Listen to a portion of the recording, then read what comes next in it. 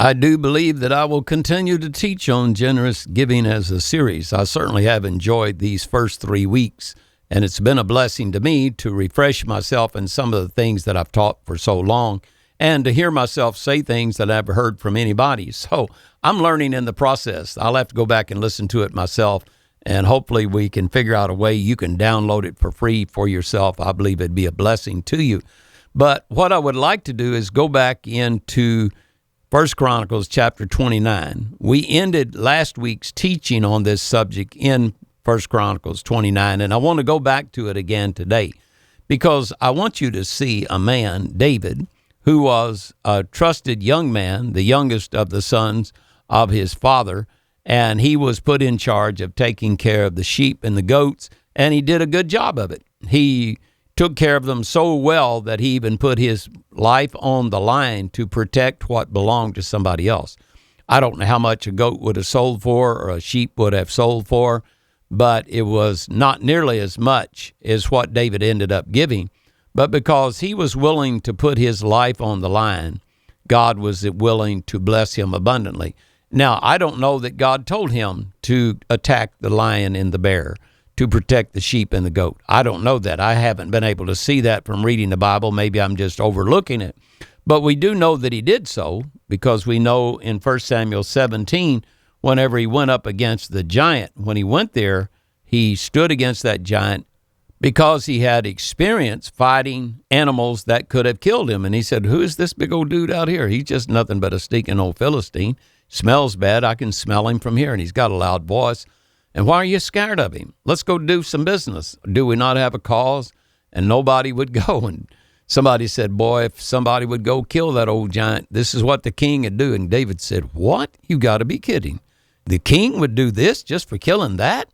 Yep. Well, hey, I'm going to find somebody else. You can't be telling the truth. That can't be true.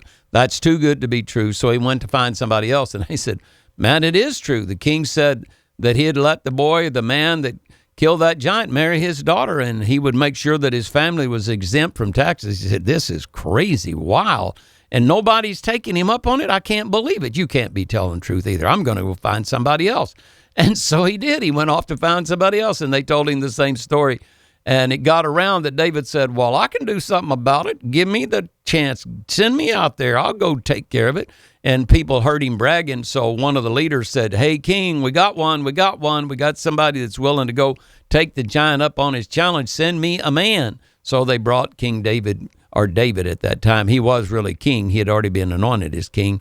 Just King Saul didn't know about it. And so he brought him before the King Saul, and King Saul should have looked upon him and went, my God, I thought we had a man. All we have is a scrappy little kid.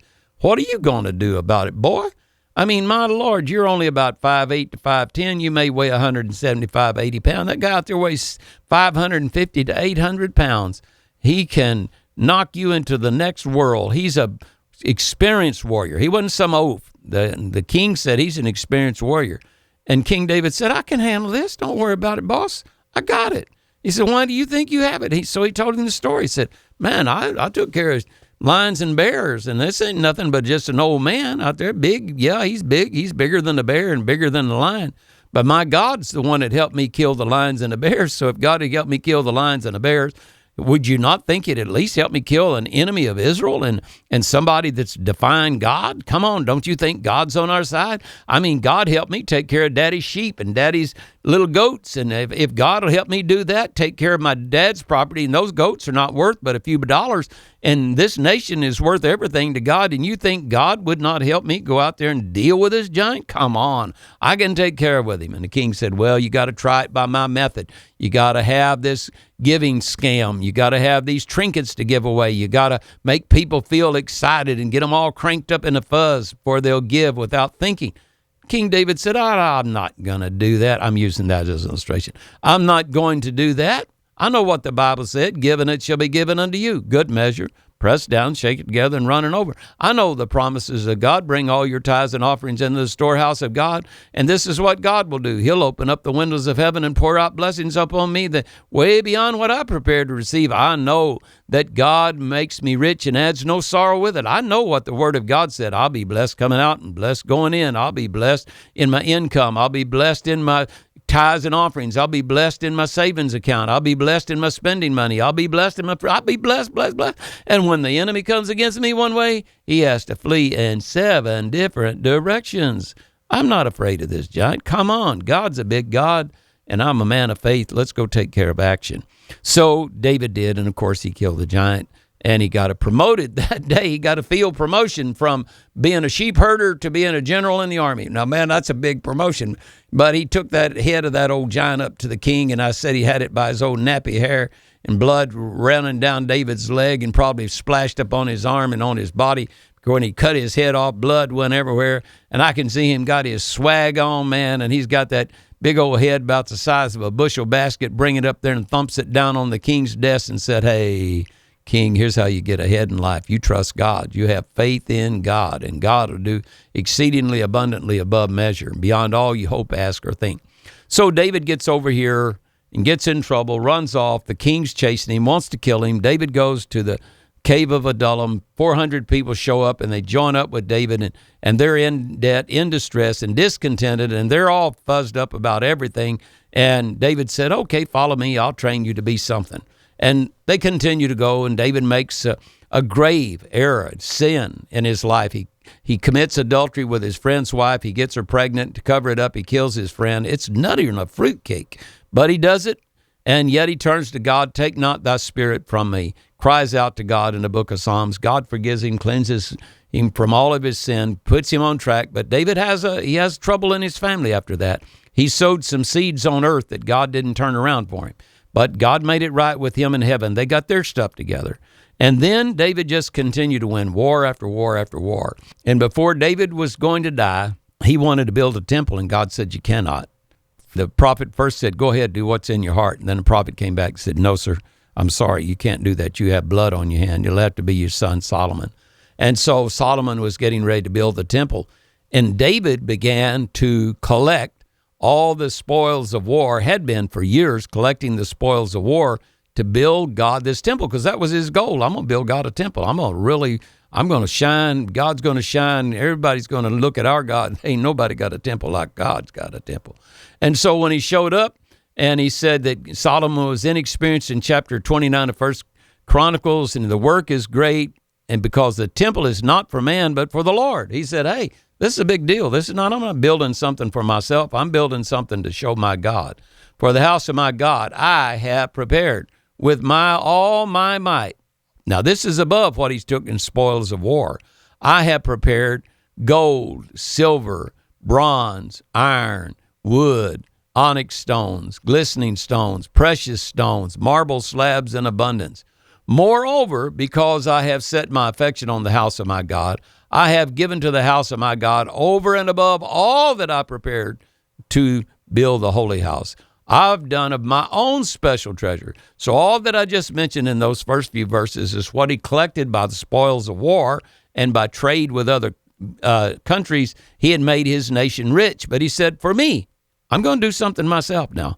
He said, "I'm in on this deal." He said, I've saved all this money for our God. I've put back all this gold and silver and all this material. But he said, of my own special treasure of gold and silver, I give 3,000 talents of the gold of Ophir, 7,000 talents of refined silver to overlay the walls. And he said, "Who then is willing to consecrate himself this day?" Then the leaders of the fathers' houses and the leaders of tribes of Israel, the captains of thousands and of hundreds with the officers over the king's work, offered willingly, and look what they gave. They gave for the house of God 5,000 talents of gold, and then 5,185 pounds, I think, of gold, and then 18,000 talents of bronze and 100 talents of iron, and went all through that. Then it said, then the people rejoiced, for they had offered willingly because of the loyal heart. They had offered willingly to the Lord, and King David also rejoiced greatly. Everybody got in on the giving. David started it off. He said, "I'll do it." Now listen, I looked this up this morning. My wife was gracious enough to look it up for me and look up what a talent was. Now, according to the Hebrew, it's a little different. The Hebrew measurement for a talent is about 130 pounds. I don't know what Korah is, but it says it's about 75 pounds. So it's about 60% as much as, that's rounding it up, about 60% as much as the Hebrew talent. But I stuck with the Hebrew talent because, as far as I know, we're talking about Hebrew here. And so David's 3,000 talents, that weighed 390,000 pounds. That weighed 6,240,000 ounces. And at today's price, when I looked this up, gold was selling for $3,473 an ounce.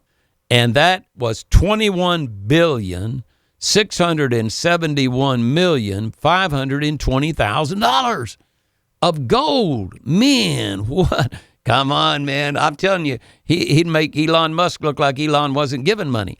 And then out of the silver on the current market's only $36. Silver, he gave 7,000 talents, and that equated to $524 million. This is what David gave. Then his leaders came along, and they gave gold 5,000 talents, and that ended up being worth, on today's market, $36,119,200,000. And in silver, they gave $748,800,000. I'm saying David gave generously, his leaders gave generously, they all gave generously. Why am I bringing this up? There was a period in their time they had nothing. They were in debt, in distress, and discontented. They're mad at the stinking world. They don't have anything. They don't have a possibility of making anything, and they joined up with David and said, David said, I'll make you somebody. Just come join up with me. You got to do what I do. You have to fight where I fight. You have to stand where I stand. You have to live as well as I live. You have to practice the Word of God like I practice the Word of God. And if you do, you get blessed. And they did. All of the leaders together gave more than David did. But David himself had already gathered tons and tons of gold and silver and wood and stone and bronze and all the stones and precious stones and marble slabs. He'd done all that. But on his own, he came forth with all of that. So I'm saying to you, maybe you feel like you're out there taking care of some sheep and goat. Nobody cares. God does. Are you doing it right? God cares. How long will it take you to get up to the top? I don't know. But if you don't get started, it'll take you a lot longer. If you get started today, you're a day faster and you're on the mark, you're in the blocks, God's going to pull the trigger and start the race. It's going to be a blessing. You're going to get blessed, blessed, blessed. Share this everywhere you go, please. Tell everybody about it. I'll try to post it where you can download it. Send all your generous givings and offerings to Life Radio, P.O. Box 1313, Poplar Bluff, Missouri 63902, or on the website dcmliferadio.org. And go to PayPal and take care of business. God bless you. God keep you. I love you. You have a great day.